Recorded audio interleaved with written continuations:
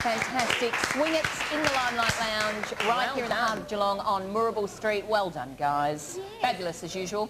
Now, Lisa, we have a very special guest on the couch. Welcome to Natalie Rinehart. Natalie. Yeah, welcome to In the Limelight.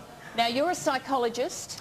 Well, not quite a psychologist. Okay. There's all different qualifications that you can actually have in psychology. What I'm currently doing is my PhD, which means as soon as I finish that off, I'll be a doctor of psychology rather than a psychologist. So it'll be Dr. Rinehart. It will be, yes. Fantastic. And you've written a fabulous book. It's called The Mechanics of Women, a do-it-yourself manual for men. Do you see that, boys in the crew? You all need a copy of this.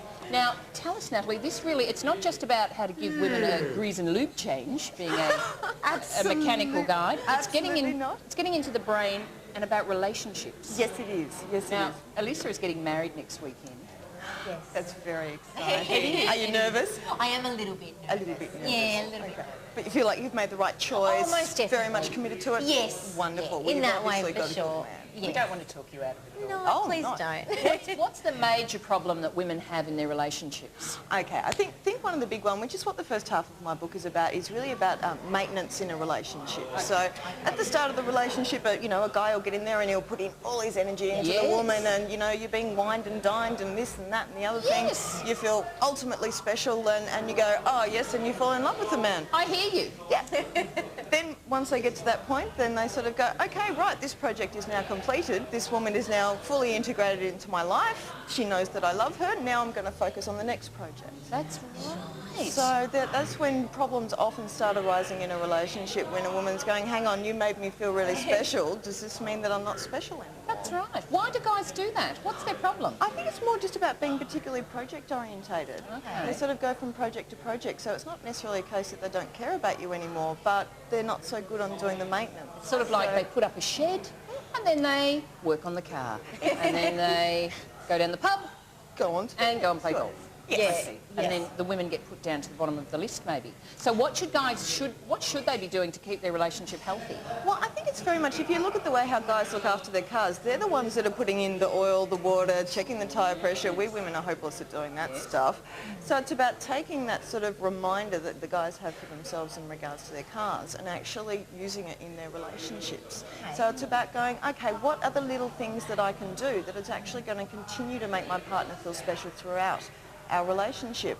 And so I've got a whole couple of chapters there that outline a whole range of things that guys can actually do, ways that they can remind themselves and so on to make sure they keep that specialness in their relationship. What sort of things are these? What are we talking about here? Well, there's two different types that I talk about. One's romantic, and that's sort of like giving energy to your partner. If you think about it, when your partner's being particularly romantic, you really feel energised afterwards. Yeah. So I sort of make that similar to the idea of like petrol. So that's your classical things like, flowers, might be a love letter, might be a home-cooked dinner, might be something bigger like a weekend away, but, things that is going to be romantic for your partner.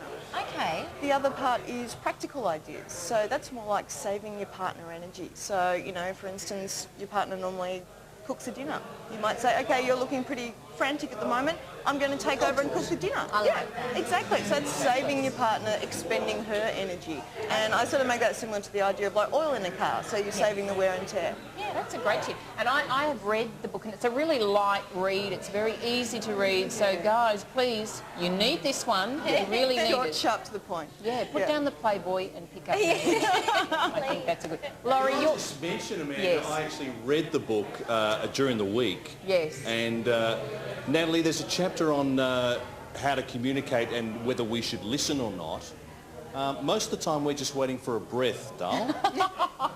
How dare you? How long should we wait for the said breath, or should we just interrupt?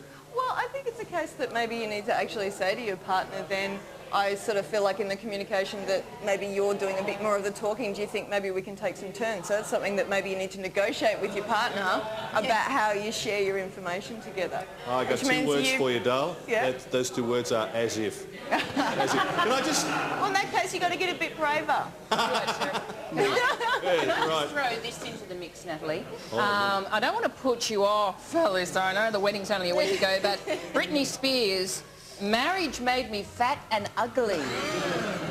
That's now, look, if you have got married and then you become fat and ugly, I don't know. What can you do? What can you do? Look, There is one thing that I actually refer to, and it's the comfortable girlfriend syndrome. And Okay. could also be comfortable wife syndrome. It's the idea that when you've actually got into a relationship, you feel happy, you feel supported, you might enjoy eating good foods with your partner, you're not out madly dancing at nightclubs and all that sort of thing anymore. The types of exercise maybe that you were doing go down a little Oh, bit. So Natalie, have you been therefore, looking in my diary? you put on a couple of extra kilos, but that's okay. A couple of extra kilos is no problem. But, you know, it's also the idea that, you know, if you can go out and do some exercise together, find something good together, But that's going to hey, be fun. how about this? If your husband was giving you flowers and chocolates and taking you out for dinner in nightclubs, you wouldn't be putting on the weight in the first place.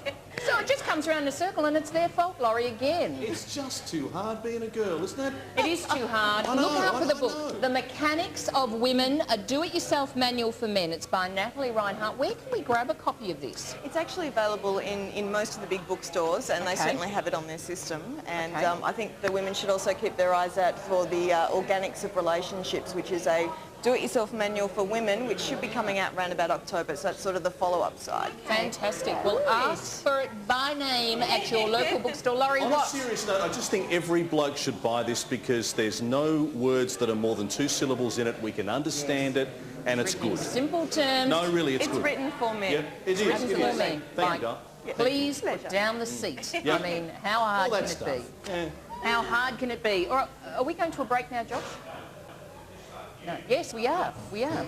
Thanks, Natalie. Thanks for coming in to In the Limelight. Good luck on the weekend. Thank you. Stay tuned. We've got more coming up after the break.